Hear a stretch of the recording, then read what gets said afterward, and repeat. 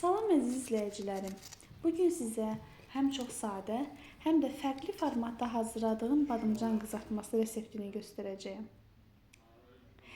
Bu üsulla siz də yoxlasanız, həm badımcanlarınız daha az yağ çəkəcək, həm də daha xırçıltılı olacaq.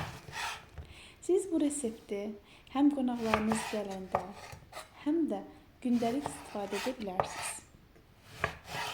Badımcanları zolaq-zolaq soymuşam. Gördüyünüz kimi 2 ədəd badımcandan istifadə edirəm. Onları ensiz uzun formada, yəni videoda göründüyü kimi doğrayıram. Badımcanların hər ikisini doğrayıram. Çalışın tumsuz və yaxud da az tumlu badımcandan istifadə edəsiniz ki, acılığı olmasın.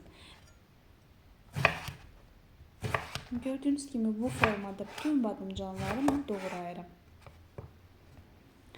Daha sonra bunların üzərinə zövqə görə azacıq duz səpirəm. Mənim istifadə etdiyim badımcanlar acı olmadığı üçün onu mən acı suyunu sıxmağa ehtiyac duymuram. Və gördüyünüz kimi sadəcə və sadəcə nə un yoxdur, nə yumurta yoxdur. Sadəcə nişastaya bulayaraq bunları tavada qızardacağım.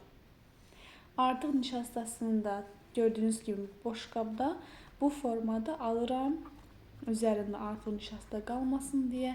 Nə qədər yaxşı bulasanız, o qədər daha çox xırçıltılı olacaqdır.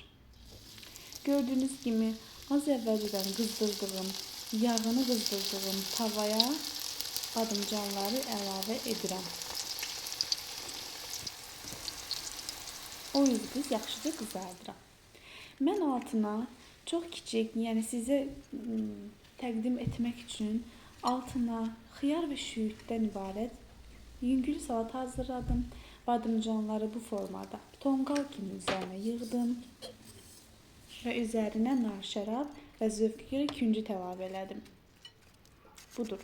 Xırçıltılı və çox ləzzətli badımcanlarımız hazırdır. Video sizə faydalı oldusa bəyənməyi, kanalıma abunə olmağı unutmayın. Növbəti videolarda görüşənədək hələlik.